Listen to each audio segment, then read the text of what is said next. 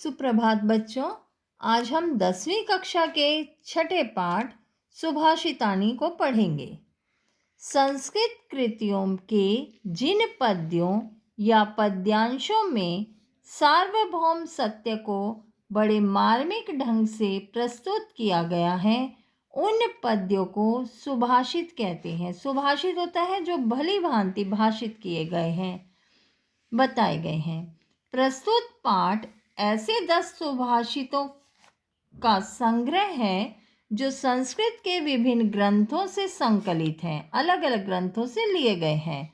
इनमें परिश्रम का महत्व, क्रोध का दुष्प्रभाव, सभी वस्तुओं की उपादेयता और बुद्धि की विशेषता आदि विषयों पर प्रकाश डाला है। पहला श्लोक है आपका, आलस्यम ही मनुष्यानां शरीरस्थो महान रिपु न अस्त्य उद्यम समो बंधु कृत्वा यम नाव अवसीदति। आलस्य मनुष्य के शरीर में विद्यमान रहने वाला सबसे बड़ा शत्रु है। रिपु कहते हैं शत्रु को। न अस्ति उद्यम समो बंधु, परिश्रम के समान कोई बंधु नहीं। कृत्वा या न अवसीदति, जिसे करके मनुष्य दुखी नहीं होता।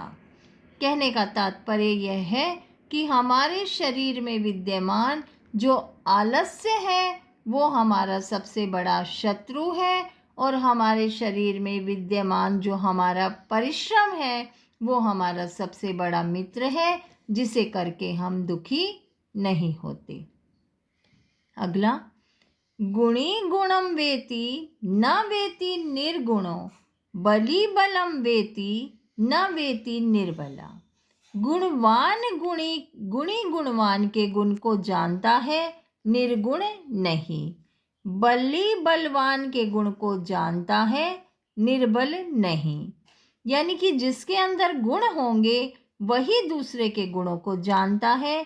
जिसके अंदर शक्ति होती है, बल होती है, वही बलवान को जानता है, कमजोर नहीं।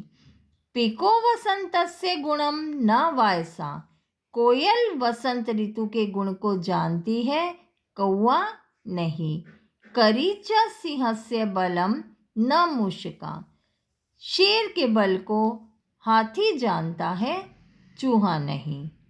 अगला श्लोक, निमित्तम उद्दिश्य ही या प्रकुप्यति ध्रुवम सा तस्या उपगमे प्रसीदति। जो किसी निमित्त से क्रोधित होता है उसे निश्चय ही प्रसन्न किया जा सकता है। अकारण द्वेषी मनस्तु यस्य वो, जिसके मन में बिना कारण ही द्वेष हो, कथम जनस्तम परितोष्यति, उस मनुष्य को किस प्रकार संतुष्ट किया जा सकता है। अगला श्लोक, उदीरितो अर्थ पशुन अपि ग्रहते, बताए जाने पर पशु अर्थ को ग्रहण कर लेता है। हयश्च नगाश्च वहन्ति बोधिता, बोधित किए जाने पर हाथी और घोड़े वजन भोजे को ढोते हैं। अनुक्तम आपुहुयति पंडितो जना, विद्वान मनुष्य बिना कही बात को भी समझ लेते हैं। पर इंगित ज्ञान फला ही बुद्धया, बुद्धि इंगित किए जाने पर फल प्राप्त करती है। यानी इशारे से ही जो हमारी बुद्धि है वो समझ लेती है।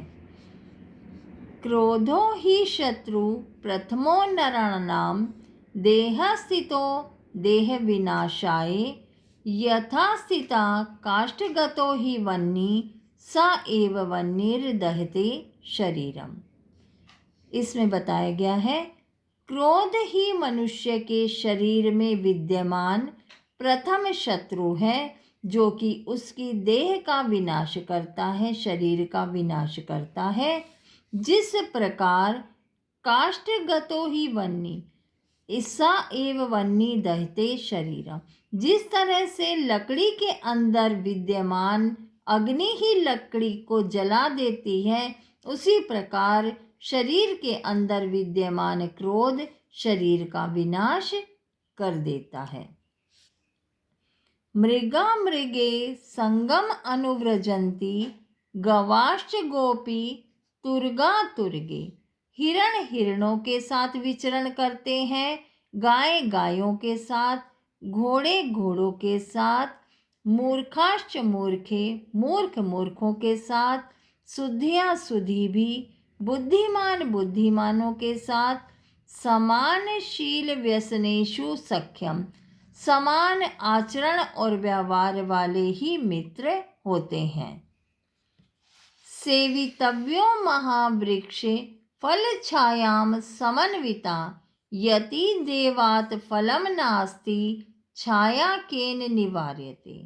मनुष्य को हमेशा फल और छाया से युक्त महान वृक्ष की शरण लेनी चाहिए।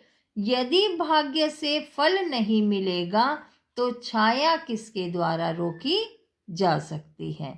यानी कि अगर हम फल और छायादार वृक्ष की शरण लेंगे तो अगर भाग्य से हमें फल ना भी मिले तो छाया कोई भी नहीं रोक सकता।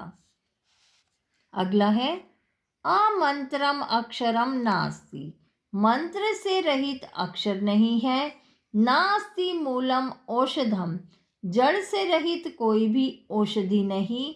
अयोग्य पुरुष नास्ति, अयोग्य कोई भी पुरुष नहीं।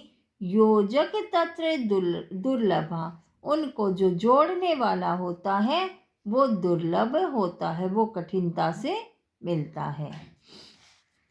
संपत्तो च विपत्तो च महताम एक रूपता, उदे सविता रक्तो रक्ताश्च अस्त समय तथा। इसमें ये बताया गया है जो महान व्यक्ति होते हैं वो संपत्ति और विपत्ति यानी निर्धनता और अमीरी दोनों ही स्थितियों में समान होते हैं। जिस प्रकार उदय होता हुआ सविता भी, उदय होता हुआ सूर्य भी लाल रंग का होता है और अस्त होता हुआ सूर्य भी लाल रंग का ही होता है, उसी प्रकार जो महात्मा व्यक्ति होते हैं, सज्जन व्यक्ति होते हैं, वो संपत्ति और विपत्ति में समान होते हैं, बराबर होते हैं। विचित्रे खलु संसारे न अस्ति किंचित निरर्थकम, अश्वाचयेद धावने वीरा भारस्य वहने खरा। इस श्लोक में ये बताया गया है इस विचित्र संसार में निश्चय ही कुछ भी निरर्थक नहीं है।